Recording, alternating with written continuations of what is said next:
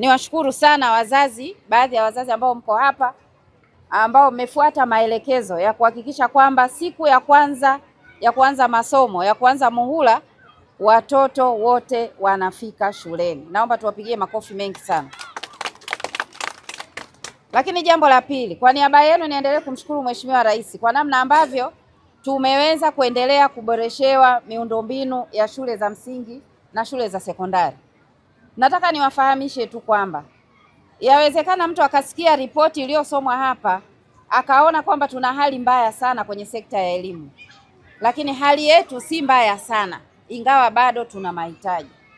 Mkoa huu kwa kipindi cha takribani miaka 4.5 ya uongozi wa Dr. Samia Suluhu Hassan tumejengewa shule mpya 150 kwa mkoa mzima. Unaweza usiamini, kwa sababu kwa mfano mzazi uliyepo hapa Msakila au mzazi uliyeko hapa shule ya msingi Mizengo Pinda, unatazama tu shule hii moja ulionayo hapa na mazingira yake, na ndio maana nimesema hatuna hali mbaya kiasi hicho, ingawa tuna mahitaji. Shule mpya 150 zimejengwa katika mkoa wetu.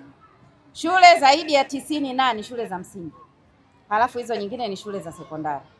Na kwa maana hiyo ndio maana nimesema kwa niaba yenu lazima tuendelee kumshukuru sana Mheshimiwa Rais kwa namna ambavyo anafanya jitihada kuhakikisha mkoa wetu wa Katavi unaendelea kupata miundombinu ya shule ambayo inakwenda kuinua hadhi ya elimu na inakwenda kuinua utu wa Mtanzania kuanzia akiwa katika hatua za mwanzo za masomo, kwa maana ya mtoto wa darasa la awali, mtoto wa darasa la kwanza.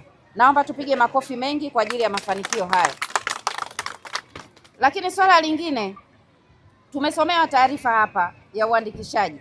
Ukitazama uandikishaji wa halmashauri hii ya manispaa ya Mpanda bado uko chini, ingawa taarifa ya mratibu inaonyesha kwamba kata hii tayari imevuka 100%, lakini maana yake ni kwamba kuna kata nyingine, maafisa elimu kata, watendaji wa kata, maafisa tarafa bado wamelala usingizi kwa sababu hali hairidhishi.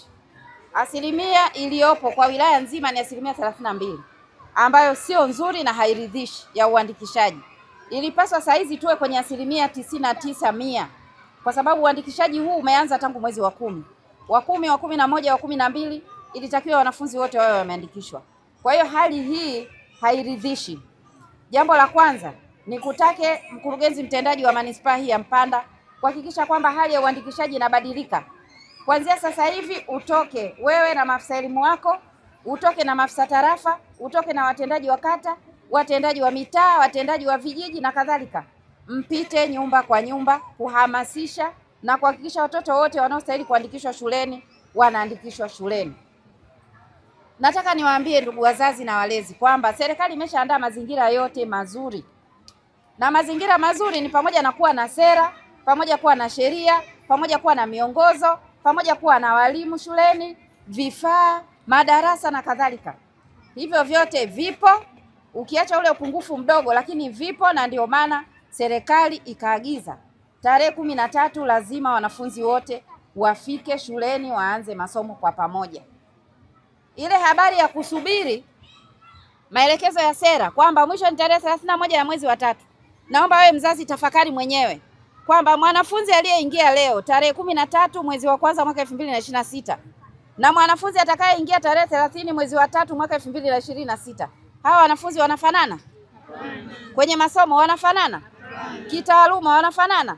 Kwenye kujua kusoma, kuandika na kuhesabu watafanana? Sasa kwa nini wewe mzazi usubiri mwezi wa 3? Kwa nini mtoto wako asije shule leo tarehe 13? Kama hujaweza leo basi angalau hata kesho tarehe 14.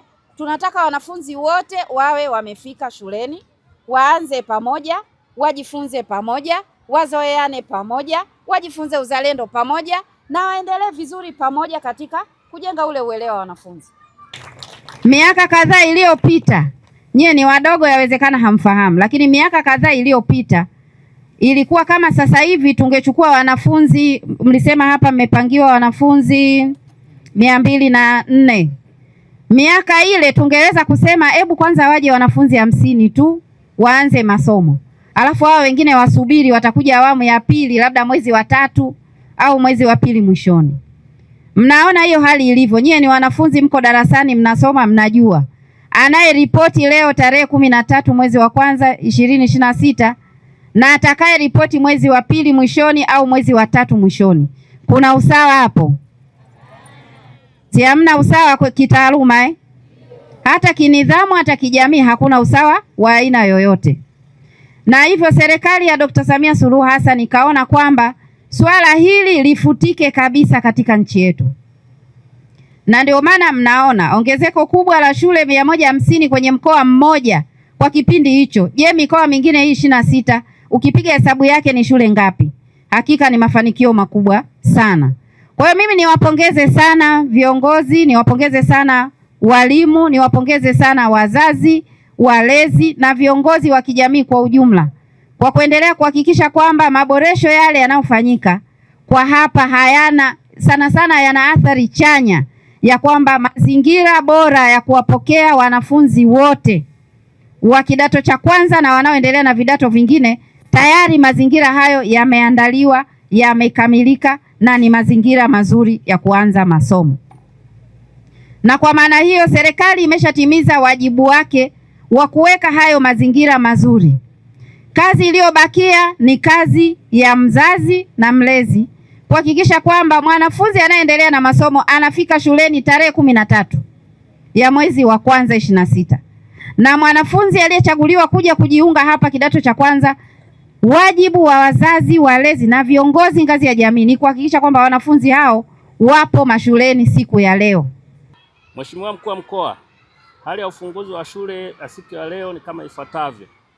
Wanafunzi wapya wa darasa la awali na darasa la kwanza, lengo ni kuandikisha wanafunzi 149 wa darasa la awali ambao wavulana ni 67 na wasichana ni 82, na wanafunzi 189 wa darasa la kwanza ambao wavulana ni 111 na wasichana ni 78. Hadi siku ya leo tumeandikisha wanafunzi 66 kwa darasa la awali ambao wavulana ni 30 na wasichana ni 36, sawa na 44%. Pia tumeandikisha wanafunzi 159 wa darasa la kwanza ambao wavulana ni 92 na wasichana ni 67, sawa na 84% ya wanafunzi wote waliolengwa. Zoezi la uandikishaji linaendelea vizuri na tuna matumaini ya kufikia lengo ndani ya siku chache zijazo. Wanafunzi wa madarasa mengine wameripoti kwa hali ya kuridhisha. Shule ina jumla ya wanafunzi 2272 ambao ni darasa la pili hadi darasa la 7 tukiondoa darasa la awali na darasa la kwanza. Wanafunzi 1233 hadi saa 2 kamili asubuhi wameripoti shuleni leo, sawa na 54%. Tunakushukuru Mkuu wa Mkoa pamoja na viongozi wote wa serikali kututembelea katika shule zetu.